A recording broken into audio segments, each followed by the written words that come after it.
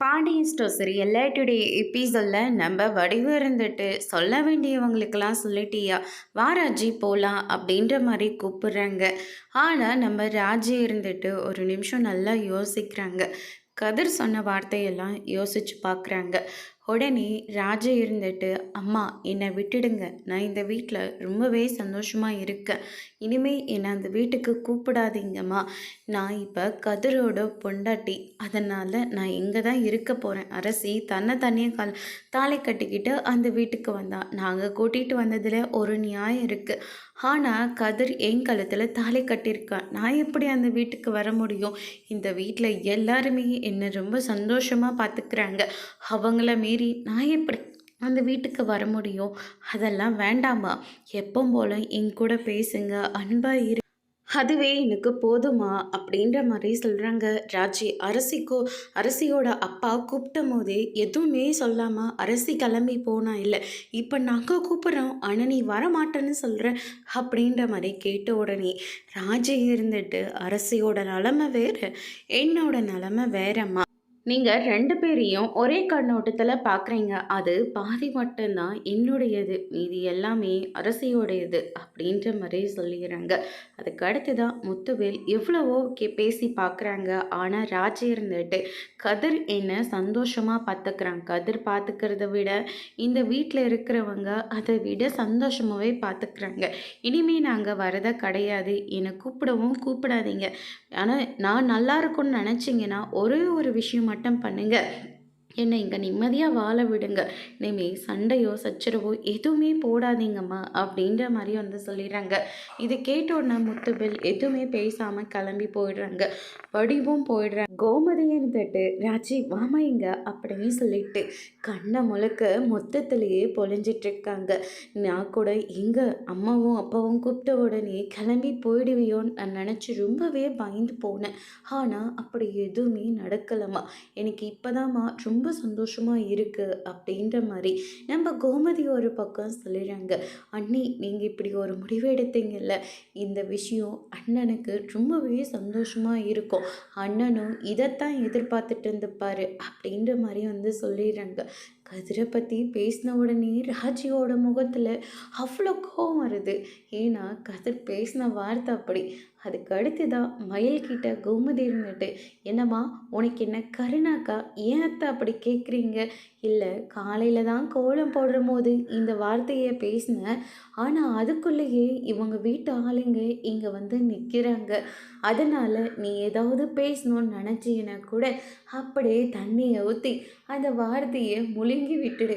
தயவு செஞ்சு வெளியே மட்டும் இந்த வார்த்தையை எதுவுமே பேசிடாத அப்படின்ற மாதிரி வந்து சொல்லிடுறாங்க.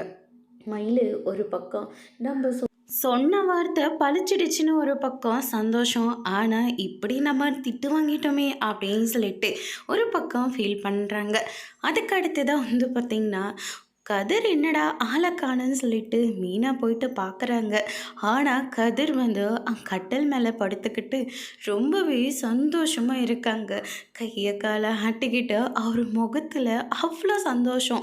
மீனா அதெல்லாம் பார்த்த உடனே நான் கூட அங்கே ஏதோ பிரச்சனை போயிட்டுருக்கு, ஒருத்தையே சமாளிச்சிட்ருக்கா, இவன் என்னடா பண்ணுறான்னு பார்த்தா இவ்வளோ சந்தோஷமாக இருக்கான், அதுக்கு பேசாமல் ராஜிக்கு சப்போர்ட் பண்ணியிருக்கலாம்ல அப்படின்னு சொல்லிட்டு மீனை ஒரு பக்கம் பார்த்துட்டு சந்தோஷப்பட்டு புலம்பிட்டு அங்கேருந்து கிளம்புறாங்க. அதுக்கு அடுத்து தான் வந்து பார்த்திங்கன்னா பிரச்சனை ஒரு வழியாக முடிஞ்சதுரா சாமி அப்படின்னு சொல்லிட்டு ரொம்பவே கோபமாக ரூம்க்கு வரவும் அங்கே கதிர் இருக்காரு. கதிரை பார்த்த உடனே, என்ன நான் சொன்னதெல்லாம் கேட்டுக்கிட்டு இங்கே ரொம்ப சந்தோஷமாக இருந்தியா? நீ சொன்னதை கேட்டு நான் அவங்களோட போயிடுவேன். அதுக்கப்புறம் இந்த ரூமை நம்ம ஒருத்தரே இருக்கலாம், பெட்டில் படுத்து தூங்கலாம், நம்ம இஷ்டம் போல் எங்கேனாலையும் போயிட்டு வரலாம், எதுனாலையும் பண்ணலாம், கேள்வி கேட்க யார் இருக்காங்கன்னு சொல்லிட்டு ரொம்ப சந்தோஷப்பட்டுருவே. ஆனால் அந்த சந்தோஷத்தை உனக்கு கொடுக்க கூடாதுன்றதுனால தான் நான் உங்கள் கூட கிளம்பி போகலை. இங்கேருந்து உன்னை நான் டார்ச்சர் பண்ணிக்கிட்டே இருப்பேன், நீ கீழே தான் படுத்து தூங்கணும், உன்னை நான் நிம்மதியாகவே விட மாட்டேன் அப்படின்ற மாதிரியெல்லாம் பேசுகிறாங்க. ஆனால் கதிர் இருந்துட்டு ராஜி பேசுகிற எல்லாத்துக்குமே ரொம்பவே சந்தோஷமாக நின்று கேட்டுக்கிட்டு தான் இருக்காங்க. இங்க பாரு, நீ என்ன சந்தோஷமா பார்த்துக்கிற, உன் கனவ தொலைச்சிட்டு, என் கனவுக்காக நீ ஓடிட்டுருக்கன்னு சொல்லி அவங்க கிட்ட சொன்னல்ல, அது எல்லாமே உண்மை கிடையாது. ஆனா, இந்த வீட்டு ஆளுங்கள பத்தி நான் அவங்க கிட்ட சொன்னேன்ல, அது எல்லாமே உண்மதான். இங்க பாரு, நீ என்ன பண்ற டார்ச்சருக்கு உன்ன நான் என்னலாம் பண்ண போறேன்னு மட்டும் பாரு, அப்படின்னு சொல்லிட்டு கதைக்கிட்ட சண்டை போட்டு அங்கேருந்து கிளம்பி போகிறாங்க. அதுக்கு அடுத்து தான் இங்கே பாரு, நான் பேசும்போது நீ எதுவுமே பேசக்கூடாது, சைலண்ட்டாக நான் பண்ணுற எல்லா டார்ச்சரையும் நீ அனுபவிச்சுக்கிட்டு தான் இருக்கணும் அப்படின்னு சொல்லிட்டு அங்கேருந்து கிளம்பி போகவும், கதிர் வந்து பேக்கை எடுத்து நோட்டு பர்ஸு இந்த மாதிரி எல்லாத்தையுமே எடுத்து போட்டு ரொம்பவே சந்தோஷமாக அங்கேருந்து கிளம்புறாரு. அதுக்கு அடுத்து தான் வந்து பார்த்திங்கன்னா சக்திவேல் இருந்துட்டு முத்துவேல் கிட்ட, இனிமேல் ராஜியை பற்றி இந்த வீட்டில் நீங்கள் பேச மாட்டீங்களா? அவளை பற்றி நீங்கள் எடுத்த முடிவு அவ்வளோதானா? என்ன சொல்ல வரேன், எங்களுக்கு ஒன்றுமே புரியல. இல்லை, நீங்கள் போய் கூப்பிட்டு அவள் வரமாட்டேன்னு சொல்லிட்டா, அவள் வரமாட்டேன்னு சொன்னால் நம்ம அப்படியே விட்டுற முடியுமா? அதெல்லாம் விடக்கூடாது. அந்த பாண்டிய மகளுக்கு ஒரு நியாயம், நம்ம வீட்டுக்கு பொண்ணுக்கு ஒரு நியாயமா? அதெல்லாம் நடக்கவே கூடாது. இது என்னைக்காச்சும் ஒரு நாள் அந்த பாண்டியன் சொல்லி காட்டுவான், சும்மா கெத்தாக தெரிவான். அந்த கெத்துக்கு நாம் வழியே விடக்கூடாது. நம்ம போய் வீடு புகுந்து அந்த ராஜியை அடித்து இழுத்துட்டு வரணும் அப்படின்ற மாதிரி சொல்கிறாங்க. உடனே முத்துவேல் இருந்துட்டு, கொஞ்ச நேரம் நீ பேசாமல் இருக்கியா? அதான் மூஞ்சில் அடித்த மாதிரி சொல்லிட்டா இல்லை, உங்களோட வர விருப்பம் இல்லை, என்னை இந்த வீட்டு ஆளுங்க தங்க தட்டில் வச்சு தாங்குறாங்க, நான் சந்தோஷமாக தான் இருக்கேன், நான் உங்களோட வரமாட்டேன்னு மூஞ்சில் அடித்த மாதிரி பேசினதுக்கப்புறமா எதுக்காக நம்ம அவளை அடித்து இழுத்துட்டு வரட்டும், அவள் அங்கேயே இருந்துட்டு போட்டோம், இனிமே அவளை பற்றி இந்த வீட்டில் யாருமே பேசக்கூடாது. இங்கே பாரு, என்னை கேட்காம ஏதாவது இந்த விஷயத்தில் நீயா முடிவு எடுக்கணும்னு நினச்ச, அதுக்கப்புறம் நடக்கிறதே வேற அப்படின்னு சொல்லிட்டு முத்துவேல் வந்து அங்கேருந்து கிளம்பி போகிறாங்க. நான் சொல்கிறேனேன்னு தப்பாக எடுத்துக்காதீங்க தம்பி, அரசியை இந்த வீட்டுக்கு கூட்டிகிட்டு வரலான்னு நான் தான் உங்கள் அண்ணன்கிட்ட பேசினேன். அதுக்கப்புறமா தான் கூட்டிகிட்டு வரலான்னு அங்கங்கே போனோம். அவள் சந்தோஷமாக இருக்க மாட்டா, கஷ்டத்தை தான் அனுபவிச்சுட்ருப்பான்னு நான் நினச்சேன். ஆனால் அவள் வாயாலேயே நான் சந்தோஷமாக தான் இருக்கேன், என்னை கூப்பிடாதீங்கன்னு வேற சொல்லிட்டா. இதுக்கு மேலே நம்ம அவளை கூப்பிடக்கூடாது. இந்த மாதிரி பொம்பளைங்க விஷயத்தில் இந்த மாதிரி பேசாதீங்க, ரொம்ப கஷ்டமாக இருக்குது. அதனால் இதுக்கு மேலே இந்த மாதிரி பேசாமல் அடிக்கிறேன், உதைக்கிறேன், ஜெயிலுக்கு போகிறேன், அவனை வெட்டுறேன், குத்துறேன்னு இன்னொரு தடவை பேசுனீங்க, அதுக்கப்புறம் நல்லா இருக்காது தம்பி அப்படின்னு சொல்லிட்டு வடிவு அந்த இடத்துலேருந்து போகிறாங்க. என்னடா இது, இப்படி இந்த வீட்டில் இருக்கிற ஆளுங்க மாறிக்கிட்டே இருக்காங்க, உனக்கு ஏதாவது மாற்றம் தெரியுதா அப்படின்னு சொல்லிட்டு குமர்வேல் கிட்ட கேட்கவும், குமர்வேல் இருந்துட்டு எனக்கு ரொம்ப டயர்டாக இருக்குது, நான் போய் ரெஸ்ட் எடுக்கிறேன்ப்பா அப்படின்னு சொல்லிட்டு குமர்வேல் அங்கேருந்து கிளம்புறாங்க. உடனே சக்திவேல் இருந்துட்டு, இவனும் அவங்க பக்கம் சாஞ்சிட்டானா? இல்லை இல்லை, இது நம்மளுடைய ரத்தம், இது எப்படி அந்த பக்கம் சாயும்? அந்த ராஜியை இன்னைக்கு இல்லைனாலையும் நாளைக்கு பாரு என்ன பண்ண போகிறேன்னு அப்படின்னு சொல்லிட்டு சக்திவேல் அங்கேருந்து கிளம்புறாரு. அதுக்கு அடுத்து தான் வந்து பார்த்திங்கன்னா நம்ம சரவணன் செந்திலன்னு சொல்லிட்டு கதிரை நடுவில் உட்கார வச்சுட்டு, என்னடா ராஜி வந்து பயங்கரமாக பேசினாங்களாம். ஆமாம், திடீர்னு எப்படி வந்து அவங்க அம்மாவும் அப்பாவும் வந்து கூப்பிடுறாங்க. ஆனால் நீ தானே போய் அங்கே சண்டை போட்டிருக்கணும். ராஜி என்னுடைய பொண்டாட்டி, நான் எப்படி உங்கள் கூட அனுப்பணும் நீ தான் கேட்டிருக்கணும். ஆனால் நீ எதுவுமே நடக்காத மாதிரி ரூம்குள்ளே போய் உட்காந்துக்கிட்டியா? ராஜி வந்து அவ்வளோ தைரியமாக பேசியிருக்கு. பரவாயில்லடா, ராஜி உன்னை இந்த அளவுக்கு லவ் பண்ணியிருக்கு போல இருக்கு அப்படின்னு சொல்லிட்டு செந்திலும் சரவணனும் கதிரை போட்டு கலாச்சிட்ருக்காங்க. அரசி ஒரு பக்கமாக, அண்ணன் உங்களுக்கு இன்னொரு விஷயம் தெரியுமா, இந்த வீட்லேயே எல்லாத்த விடவும் கதிரண்ணன் தான் அவங்கள நல்லபடியாக பார்த்துக்கிறாங்களாம், அதனால தான் இந்த குடும்பத்தை விட்டு அவங்க போக மாட்டேன்னு சொல்லியிருக்காங்க. அப்படின்னா இவங்களுக்குள்ள லவ் எப்படி இருக்கும் அப்படின்ற மாதிரி சொல்லி கதிரை ஒரு வழி பண்ணிகிட்ருக்காங்க. அதுக்கு அடுத்ததாக கதிர் இருந்துட்டு ஒரு பக்கம் சந்தோஷப்பட்டாலையும், அண்ணன் விடுங்கண்ணே நான் போகிறேன், எனக்கு வேலை இருக்குது அப்படின்னு சொல்லிட்டு உதறிட்டு போகிறாங்க. அவங்கள பிடிக்க போகும்போது பாண்டியன் வந்துடுறாரு. பாண்டியனை பார்த்த உடனே சைலண்ட்டாக ஆயிடுறாங்க. ஏதாவது சொல்லுவாரான்னு சொல்லிட்டு பயந்து போய் நின்றுட்டுருக்காங்க. ஆனால் பாண்டியன் இருந்துட்டு வந்த உடனே கோமதியை வர சொல்லி கையில் இருக்கிற பேகை வந்து கொடுக்குறாங்க. கோமதியும் அதை எடுத்துட்டு போய் வச்சுட்டு எல்லாரையுமே கூப்பிடுறாங்க. மயிலு, உன்னோட உடம்பு எப்படிம்மா இருக்கு? ஏதாவது பிரச்சனை பண்ணுதா? மாமா, அதெல்லாம் ஒன்றும் இல்லை மாமா, நான் நல்லா தான் இருக்கேன் அப்படின்ற மாதிரி சொல்கிறாங்க. அரசி, நீ எப்படிம்மா இருக்க? வீட்டில் இருக்க போர் அடிக்கிறதா இருந்தால் அப்பாவுக்கு ஃபோன் பண்ணி பேசு சரியாம்மா அப்படின்ற மாதிரி சொல்கிறாங்க. சரிங்கப்பா, நீங்கள் இருக்கிற போது எனக்கு என்ன கஷ்டம் அப்படின்ற மாதிரி சொல்கிறாங்க. பாண்டியன் அதுக்கு அடுத்ததாக ராஜுக்கிட்ட, நீ ஏன் உங்கள் அப்பா அம்மா கிட்ட உன்னோட விருப்பத்தை சொல்லணும்னு சொல்லிட்டு தான் நான் உள்ளவே இருந்தம்மா. ஆனால் நீ உன்னோட முடிவை தீர்க்கமாக சொல்லிட்டல, ரொம்ப சந்தோஷமா. ஆனால் இதுக்கு மேலே அவங்க ஏதாவது பிரச்சனை பண்ணால் என்கிட்ட சொல்லு, நான் பார்த்துக்கிறேன் அப்படின்ற மாதிரி சொல்கிறாங்க. சரிங்க மாமா, ஆனால் இதுக்கு மேலே எந்த பிரச்சனையும் பண்ண மாட்டாங்கன்னு தான் நினைக்கிறேன். அப்படியே மீறி பண்ணாலையும் அதை நான் பார்த்துக்கிறேன் மாமா. அப்படி என்னால் முடியலன்னா உங்ககிட்ட நான் சொல்கிறேன் சரிங்களா அப்படின்ற மாதிரி சொல்லிடுறாங்க. அதுக்கு அடுத்ததாக கோமதி, இன்னொரு விஷயம், அந்த குமார் கேஸு நாளைக்கு கோர்ட்டுக்கு வரப்போகுது அப்படின்ற மாதிரி சொல்கிறாங்க. என்னங்க சொல்கிறீங்க? கோர்ட்டா? ஏற்கனவே போலீஸ் ஸ்டேஷன் வேண்டான்னு சொன்னேன், ஆனால் அதையும் மீறி இவளை நீங்கள் போலீஸ் ஸ்டேஷனுக்கு கூட்டிக்கிட்டு போனீங்க. அப்போவே நான் யோசிச்சதுனால தான் இதெல்லாம் வேண்டான்னு நான் சொன்னேன். ஆனால் எங்கே கேட்டீங்க? இப்போ பொட்ட பிள்ளைங்க போலீஸ் ஸ்டேஷனு கோர்ட்டுன்னு கூட்டிக்கிட்டு போனால் 4 பேர் என்னெல்லாம் பேச்சு பேசுவாங்க. ஊர்வாயை அடைக்க முடியுமா என்ன அப்படின்ற மாதிரி சொல்கிறாங்க. மீனா இருந்துட்டு என்னத்தை பேச்சு பேசுகிறீங்க? மாமா எடுத்த முடிவு ரொம்பவே சூப்பரான ஒரு முடிவு. அந்த குமாருக்கு கண்டிப்பாக தக்க தண்டனையை நம்ம வாங்கி கொடுக்கணும். தப்பை செஞ்சவங்களா அப்படியே விட்டுற முடியாதல்ல. நீ சொல்கிறதெல்லாம் சரிதாண்டி, ஆனால் இப்படி வயசு பொட்ட பிள்ளையை எப்படி கோர்ட்டு கூண்டில் போய் நிற்க வைக்க முடியும் அப்படின்ற மாதிரி சொல்லிடுறாங்க. அரசி, நீ ஏதாவது பயப்படுறியாம்மா அப்படின்னு சொல்லிட்டு கேட்கவும், அப்பா நீங்கள் இருக்கிறன்னு சொல்லுங்கள், எனக்கு என்ன பயம் இருக்க போகுது? நாளைக்கு நீங்களும் வருவீங்கள்ல, என்னம்மா கேள்வி இது? உனக்காக நாங்கள் வராமல் நான் என்ன பண்ண போகிறேன்? நான் உன் அம்மா வரதான் போகிறோம் அப்படின்ற மாதிரி சொல்கிறாங்க. உடனே கதிர் இருந்துட்டு, இதுக்காக தான் நான் அப்போவே சொன்னேன், அவனை நம்மளே ஒரு வழி பண்ணிடலாண்டு. ஆனால் எங்கே கேட்டீங்க? போலீஸ் ஸ்டேஷனுக்கு கூட்டிகிட்டு போனீங்க, இப்போ கோர்ட்டுக்கு வேறு கூட்டிகிட்டு போகிறீங்க. என்னப்பா இதெல்லாம்? நானே முடிச்சிருப்பான் அவன் கதையை அப்படின்ற மாதிரி சொல்லிடுறாங்க.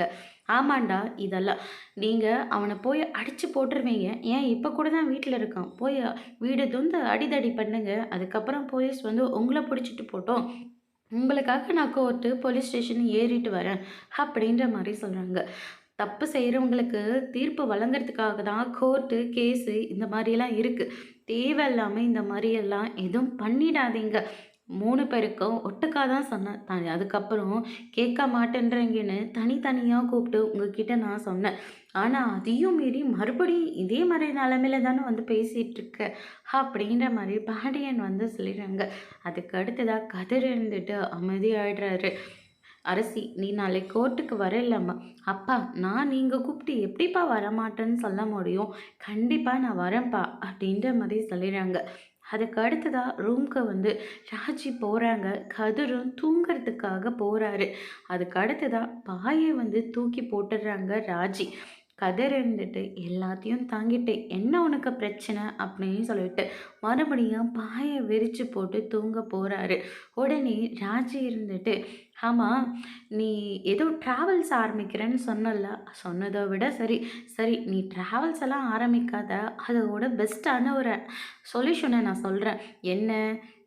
எனக்கே தெரியுது, போகிற போக்கா பார்த்தா இந்த ட்ராவல்ஸ் எல்லாம் ஒத்து வராது, வேறு ஏதாவது பண்ணணுன்னு தான் தோணுது அப்படின்ற மாதிரி சொல்கிறாங்க.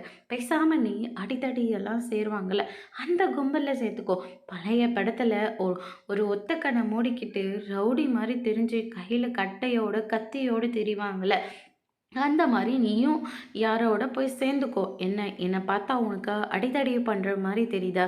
பின்ன என்ன, எதுக்கு எடுத்தாலையும் அடிக்கிறேன், வெட்டுறேன், குத்துறேன் அப்படின்ற மாதிரி பேசிகிட்டு இருக்க. மாமா தான் அரசியை தைரியமாக ஸ்டேஷனுக்கு கூட்டிக்கிட்டு போய் இப்போ கோர்ட்லேயும் கேஸ் போயிட்டுருக்கு. அதோட விட வேண்டியதானே, மறுபடியும் எதுக்காக வீடு பூந்தா அடிக்கிறேன்னு சொல்கிறீங்க? அவனை அடித்தா என் சித்தப்பாவும் என் அப்பாவும் உன்னை சும்மா விட்டுருவாங்களா? ஓ, உங்கள் அண்ணன்றதுனால தான் இவ்வளோ பேச்சு பேசுகிறியா? ஓ, அவங்களாம் என்னை என்ன பண்ணிட போகிறாங்க? யார் எத்தனை பேருனாலே வரட்டும், நான் பார்த்துக்கிறேன். இந்த வார்த்தைக்காக தான் நான் சொன்னேன். நீ ட்ராவல்ஸ் எல்லாம் ஆரம்பிக்காத. அடிதடி பண்றாங்களோ அவங்களோட போய் சேர்ந்துக்கோ அப்படின்ற மாரி வந்து சொல்லிடுறாங்க. மாமா நீ அரியர் வைக்க மாட்ட. அவர நெனச்ச மாதிரி உனக்கு ஒரு கலெக்டர் ஆக்கி பார்க்கணும்னு ஆசைப்பட்டாங்க. ஆனா ஒரு ஆசைய நீ கொஞ்சம் கூட நிறைவேத்தவே கிடையாது. ட்ராவல்ஸ் ஆரம்பிக்கிறேன்னு சொன்ன. அதுக்கும் நான் ஹெல்ப் பண்றேன்னு சொன்னாரு. ஆனா நீ அதையும் ஏத்துக்க மாட்டேன். நானே பார்த்துக்கிறேன்னு சொன்னேன். இப்ப அரசி விஷயத்துல அவர் ஒரு தீர்க்கமா ஒரு முடிவு எடுத்திருக்காரு. ஆனா நீங்க அவரோட முடிவ கொஞ்சம் கூட பொருட்பண்ணாம அடிக்கிறேன், உதைக்கிறேன்னு சொல்லிட்டு இருக்க. இதெல்லாம் எந்த விதத்துல நியாயம்? அப்படின்ற மாரி சொல்லிடுறாங்க. சரி, சரி ஓவரா பேசிட்டு இருக்காத. காலையில என்னடான்னா, என் அப்பா, அம்மா வந்து கூப்பிடுறாங்க. போட்டுமான்னு கேட்டா, ஆ போய்க்கோன்னு சொல்றீங்க. என்ன நினைச்சிட்டு இருக்கீங்க? ஆனா ரூம்ல வந்து நீங்க சந்தோஷமா இருந்திருக்கீங்க. அப்படின்ற மாரிலாம் சொல்லிடுறாங்க. உனக்கு எப்படி தெரியும்? மீனா அக்கா தான் நீ என்ன பண்றேன்னு வந்து பார்த்துருக்காங்க. அவங்க தான் நடந்த எல்லா விஷயத்தையும் என்கிட்ட சொன்னாங்க. ஆனா, நீ ஒரு கேள்வி கேட்ட பாரு, அத மட்டும் என்னால ஏத்துக்கவே முடியாது. அப்படின்ற மாரி வந்து ராஜி வந்து சொல்லிடுறாங்க. கதிர் ஒரு பக்கம் ரொம்பவே ஷாக்ல இருக்காங்க. அதுக்கு அடுத்ததா வந்து பார்த்தீங்கன்னா, நம்ம அரசி இருந்துட்டு, அப்பா நம்ம கூட இருக்காங்க. நாளைக்கு கோர்ட்டுக்கு போகலாம். அவனுக்கு அவன் செஞ்ச பாவத்துக்கு எல்லாத்துக்கும் தண்டனை வாங்கி கொடுக்கணும். அப்படின்ற மாரி ஒரு முடிவோட இருக்காங்க. பாண்டியனும் என் கடாக்குட்டிய அவன் எவ்வளோலாம் சித்திரவதை பண்ணியிருப்பான். நடக்க வேண்டிய கல்யாணத்தை நிறுத்தி அவளை கஷ்டப்படுத்தி ஃபோட்டோ எடுத்து ஊர் ஃபுல்லாக ஒட்டடிக்கிறேன்னு சொல்லி பயம்படுத்தி எவ்வளோ தூரம் என் பொண்ணை கஷ்டப்படுத்தியிருக்கான். அவனுக்கு கண்டிப்பாக ஒரு தண்டனையை நம்ம வாங்கி கொடுக்கணும் அப்படின்னு சொல்லிட்டு ஒரு முடிவோடு இருக்காரு. அதுக்கு அடுத்ததாக ராஜி இருந்துட்டு இங்கே பாரு, நீ ட்ராவல்ஸ் ஆரம்பிக்கிறேன்னு சொன்னல, அந்த முடிவில் மட்டும் இரு. தேவையில்லாம அடிக்கிறேன், உதைக்கிறேன்னு சொல்லிட்டு ஏதாவது ஒரு வேலையை பண்ணி வச்சுடாத. அதுக்கப்புறம் மாமா உன்னை நினச்சி இன்னும் ரொம்பவே வருத்தப்பட்டுட்டு இருப்பாரு. தேவையில்லாமல் பண்ணுறத விட்டுட்டு குமார் தப்பு பண்ணான், நான் இல்லைன்னு சொல்லலை. அது அவனுக்கு கோர்ட்டு என்ன தண்டனை கொடுக்கணுமோ அந்த தண்டனையை கண்டிப்பாக கொடுக்கும். தேவையில்லாமல் இந்த பிரச்சனையை ஊதி பெருசாக்காத அப்படின்ற மாதிரி சொல்லிடுறாங்க. அதுக்கு அடுத்ததா கதறி நின்னுட்டு, உன் அண்ணன்றதுனால இப்படி பேசுறியா? என் அண்ணன்றதுனால மட்டும் நான் பேசல. உன்னுடைய ஃப்யூச்சருக்காக தான் நான் பேசிக்கிட்டு இருக்கேன். நடுவில் நீ ஏதாவது பண்ண போய் உன் மேலே கோர்ட்டு கேஸுன்னு போனால் அது என்னால் எப்படி தாங்கிக்க முடியும்? என்ன நினச்சி நீ கொஞ்சம் கூட ஃபீல் பண்ணவே இல்லையா? பிறந்தா போன்னு சொல்கிறேன், குழந்த பிறந்தா உன்னை என்னை எப்படி கூப்பிடணும்னு கேட்குற. என்ன உன்னுடைய பதில் எல்லாம்? என்னதான் நீ நினச்சிட்டு இருக்க அப்படின்ற மாதிரி சொல்லிடுறாங்க. கதிர் ஒரு பக்கம் பயங்கரமாக ஷாக் ஆகுறாங்க. எனக்கு தூக்கம் வருது, நான் தூங்க போகிறேன். நீ எல்லாம் நிம்மதியாகவே உன்னை நான் நிம்மதியாக தூங்க விடவே மாட்டேன் அப்படின்ற மாதிரி ராஜி வந்து சொல்லிடுறாங்க. கதிர் இருந்துட்டு என்ன பேசுறதுனே தெரியாமல் அமைதியாக இருக்காங்க. ஆனால் ராஜி சொன்ன பதில் மீனாவை ரொம்பவே சந்தோஷப்படுத்துச்சு. நான் கதிரை உண்மையாகவே நேசிக்கிறேங்க்கா. அவங்களோட சந்தோஷமாக வாழணும்னு நினைக்கிறேன். ஆனால் அவன் என்னடனா என்னை போகிறதா இருந்தால் போகணும்னு சொல்லிட்டானே அப்படின்ற மாதிரி சொல்கிறாங்க. அப்படியெல்லாம் ஒன்றும் இல்லை. அவன் டான்ஸ் போடாத ஒரே ஒரு குறை மட்டும்தான். மற்றபடி உன்னோட முடிவில் அவன் ரொம்பவே சந்தோஷமாக இருக்கான். அந்த முடிவை கேட்ட உடனே அவன் எவ்வளோ சந்தோஷப்பட்டான் தெரியுமா? அப்புறம் ஏன்க்கா அவன் அப்படி சொன்னான்? உன்னை போக வேண்டான்னு சொல்லியிருப்பான். ஆனால் என்ன சொல்கிறதுன்னு தெரியாமல் உன் இஷ்டன்னு சொன்னான். இதை வச்சே உன்னால் கண்டுபிடிக்க முடியலையா அவன் மனசுக்குள்ளே என்ன இருக்குன்னு? அதை வெளிப்படையாக சொல்லியிருந்தா பொண்ணுங்களுக்கு இவ்வளோ கஷ்டம் இருக்கவே இருக்காது. ஆனால் என்ன பண்ணுறது, நம்மளை கஷ்டப்படுத்தி அவங்க அதில் சந்தோஷப்படுத்திக்கிறாங்க. நாம் எல்லாத்தையும் தெரிஞ்சும் தெரியாத மாதிரியும் இருக்க வேண்டியதுதான். ஆனால் மற்றபடி கதிர் வந்து உன்னை உண்மையாகவே லவ் பண்ணிகிட்ருக்கான். உன் கூட சேர்ந்து வாழணும்னு அவனும் ஆசைப்பட்றான். அத்தை ஒரு விஷயம் சொன்னாங்க. விருப்பமே இல்லாமல் 2 பேருக்கும் கல்யாணம் பண்ணி வச்சிட்டோமே, அவங்க வாழ்க்கை எப்படி இருக்க போதோன்னு நினச்சாங்க. ஆனால் கடவுள் போட்ட முடிச்சுன்னு ஒரே ஒரு வார்த்தை மட்டும் சொல்லிட்டாங்க. அவங்க சொன்ன மாதிரி எல்லாமே உண்மைதான்.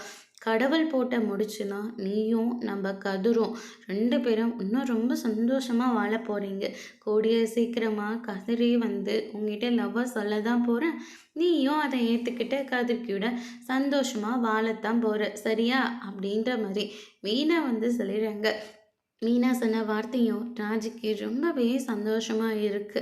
அதோட இன்னைக்கான எபிசோட் முடிச்சிருக்காங்க. இனி வரப்போற எபிசோட்ல என்ன மாதிரியான டெஸ்ட் எல்லாம் வரப்போகுதுன்றத நம்ம வெயிட் பண்ணி பார்க்கலாம். தேங்க்யூ.